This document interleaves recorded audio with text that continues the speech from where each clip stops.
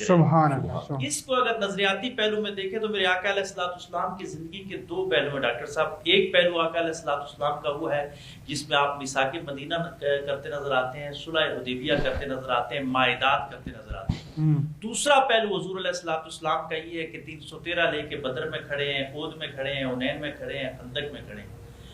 یہ ملا کے دونوں ادوار جا کے اسلام کی سربلندی کا کام مکمل ہوتا ہے۔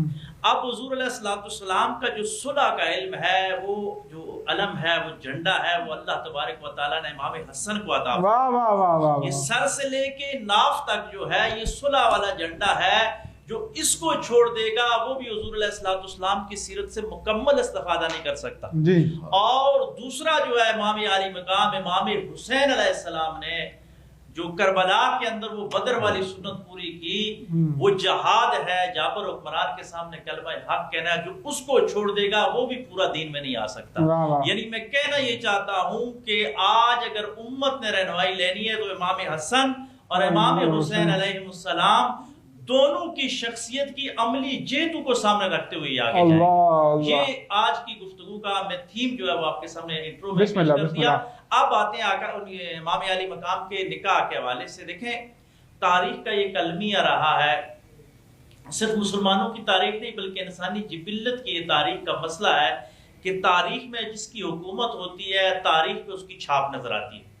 اگر محقق غیر جانبدار بھی ہو لیکن جو محققین ہوتے ہیں، جو صاحب قلم لوگ ہوتے ہیں، وہ بڑے کمزور ہوتے ہیں مادی طور پہ بھی اور مالی طور پہ بھی۔ اور امویوں کا جو رجیم تھا وہ بڑا مضبوط رہا ہے۔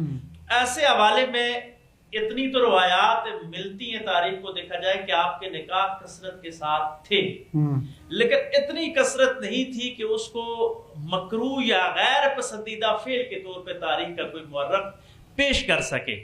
ایک ہوتا ہے سیر کو سوا سیر دکھاؤ تو چل جاتا ہے، سیر کو اگر 2 سیر دکھایا جائے تو پھر نہیں چلتا۔ ہاں یا 4-5 سیر دکھایا جائے، آپ 4 کی شادیوں کی اجازت ہے تو آپ سینکڑوں کے۔ کچھ مورخین نے زیادہ دکھایا ہے، لیکن اتنا بہرحال ہے کہ آپ کے ازواج کی تعداد زیادہ تھی، لیکن اتنی زیادہ بھی نہیں تھی۔ آپ کی اولاد جو ہے وہ 10 تک جاتی ہے، تو اگر اتنی زیادہ ازواج ہیں تو پھر اولاد بھی اس حساب سے ہونی چاہیے۔